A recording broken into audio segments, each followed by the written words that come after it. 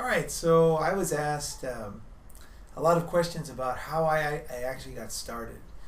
What was the very beginning? The very first time that I went overseas, and how did I, how did I motivate myself? What was the spark? What was the beginning for me? And so I'm thinking back to my life. What were the puzzles, the pieces of the puzzle that made this all happen? I think one thing is when I was young, my dad was an engineer, and he was, he had to move a lot. We had to move a lot. So we lived everywhere from.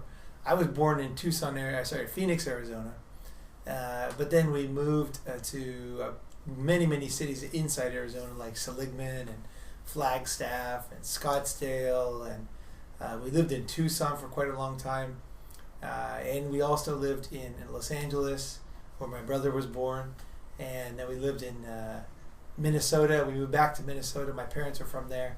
They decided that they wanted to go back and see if they made a mistake, so we went to Minnesota, and then finally I started school in Tucson, and then one of the most tragic, or I don't know if it was tragic, but at the time it certainly was very, very traumatic, was we moved to California when I was in just going into fourth grade. So I was the third grade summer. We left and we went to California, and that had a massive impression on me. I mean, that was, like that was bigger than any of my trips overseas, because you have friends, right? You have a life, right? And all of a sudden I'm moving to California, which I didn't remember ever being there, and I didn't have any friends there. I couldn't relate to anybody there. I grew up in Arizona where, we would chase rattlesnakes around, and we would just kind of wander out of the desert and throw rocks. And when I got to California, everybody was playing organized sports. Everybody was, for one thing, everybody dressed very stylishly, which back when I moved to California, like in Arizona, the kids did not care. None of my friends cared about style. None of my friends had any brand name clothing. So that was like a huge change for me. And also, everybody played soccer when I got to California. There was people who were already good at soccer. They were good at surfing. They were good at soccer. They were playing water polo. They were playing volleyball. Sports that were team sports that had strategy and plays and everything. And people were playing. There was also people playing football and baseball. And I didn't know any of the rules of any of these games. I had never played any of these games. We just basically did independent things. We would throw rocks. We would go adventure and climb rocks, and we did a lot of adventurous, cool stuff, which I think helped me out later. But none of it was organized, and I was thrown off completely. So, yeah, I think that experience, those experiences, moving and having to create my life and make my new friends in each city, that was a really big deal for me. So I think everybody has their own motivation. Everybody has their own skills. That was one of my skills, is I could get to a city, I could make friends, not get beat up, and kind of find my way in a new city. I was pretty good at that. So then I went to school and college and university, and when I kind of had one big change in my life where I was making a big shift in my, the things I was doing in my life. I made one big decision in my life in college, and that opened me up. The thing is not really that important. The thing is that all of a sudden I was making a change in my life, and I was looking for new friends, and I was looking for new ways of doing things. And when that happened, all of a sudden I started to awaken to the fact that there's a huge world out there.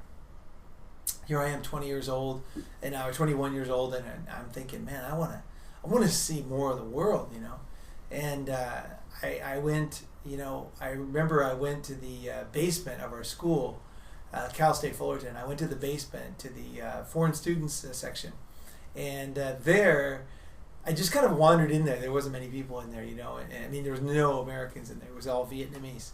That time there was, in 1979, a lot of Vietnamese and Iranians were coming to the U.S. And so it was either Iranians and Vietnamese at that time. But I went down there, and I was sitting there, and I picked up a book. I picked up a book which was the book that changed my life, which was Southeast Asia on a Shoestring by Tony Wheeler. And I got that book, and I just sat there because you couldn't take the book. It was like not checkout. There was a shelf there, and I just sat there and I read that book, and I just could feel. I mean, I can't even explain it now. I was just like, I got more excited than I had been in my whole life. I mean, I wanted to just, I wanted to explode. I wanted to leave. I wanted to swim across the ocean. I wanted to fly across the ocean. I wanted to get out of there right now. I just could not wait to go traveling.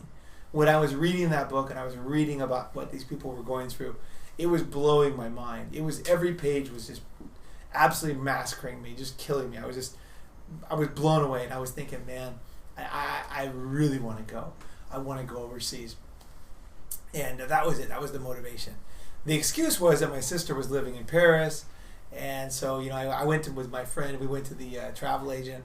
There was a travel agent on our campus, and so I went to the travel agent. And I said, hey, I want to go to France.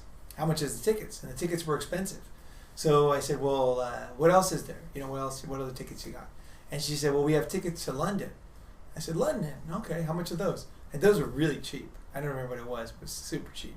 So I said, probably like $300, $299. So I said, $200, wow, to London, that sounds great. And then she said, well, how are you going to get to France? And so I said, well, just take the train, And then this is before the channel, there was no channel. And then she said to me,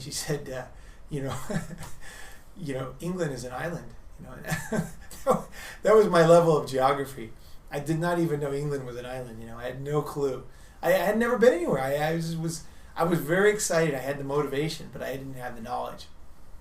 So I went over there and I visited. Oh yeah, and my friend said we planned to go together, and we're going to buy our tickets together, and we were going to go together, me and him.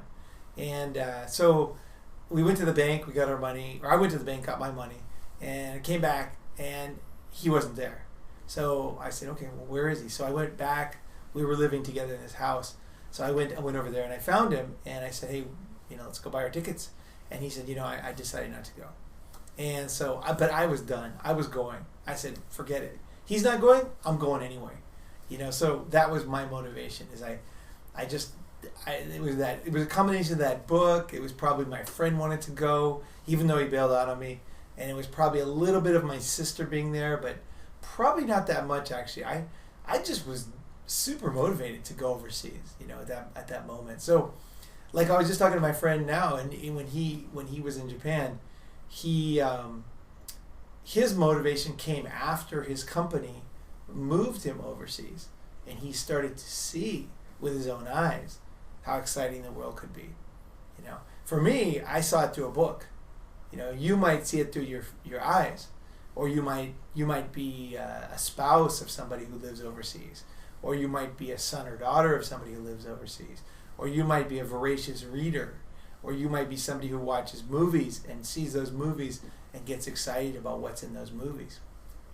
I think everybody's got their trigger. You've got your thing that just sets you off like a firecracker, where you just like all of a sudden within yourself this is like what you need to do. There's no question about it. You need to do it. The question is can you do it? Can you get off and can you get out and do it? I would say most people who have that kind of calling, there's that calling. It's just like it's like the Odyssey, the Odysseus in the Odyssey. It's like you can hear it. It's like right there. It's calling you to go on this journey. But many people don't answer the call. So it's my hope that I want to help as many people as possible to answer the call. If you don't have the call, then forget it. Don't worry about it. If the call's not there, no problem. Maybe you'll get it later. Maybe it's not your journey, right? Maybe it's not your future. That in that case, this wouldn't be for you. But if you feel that call, and maybe the only thing that's stopping you is you don't know how to do it, or you don't know where you would start, or you think, well, I don't have enough money, or you say, well, I have a baby, or you say, well, my family would never accept it. Or maybe, what I heard recently was one of my friends is Chinese American. They said, my dad told me He said, I paid a lot of money and took big risks to leave China in the 80s, and now you're going to go back to China, you know?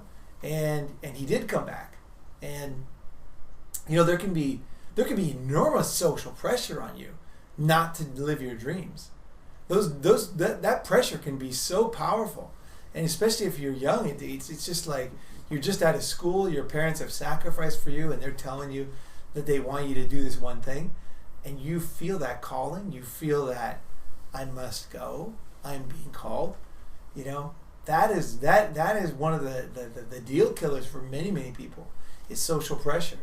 So it could be monetary pressure. You're afraid that you have school loans, maybe you have a car loan, you know, maybe you have credit card debt, you might have a baby, you might have a number of things that would stop you from doing it. You know, it might be something as simple as you might be a bodybuilder. You might be like a real serious bodybuilder, and you know that if you go overseas, you can't eat exactly the right foods that you want to eat, you know.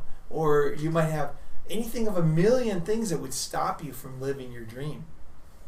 But I'm here to tell you right now, if you're watching this, right, you right there, you can live your dream, okay? If it's inside you, I can teach you how to do it. And we will find a way that you can live your dream. Yeah. So keep watching.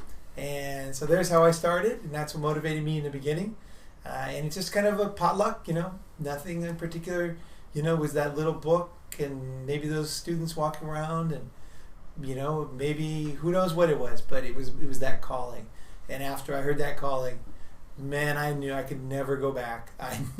I knew I had to go. Whether I was going to stay forever, that wasn't my plan.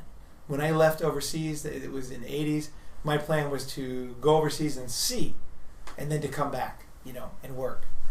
But what I found was something even better, which was what I found is what I'm going to teach you in all through this whole course and in the members area.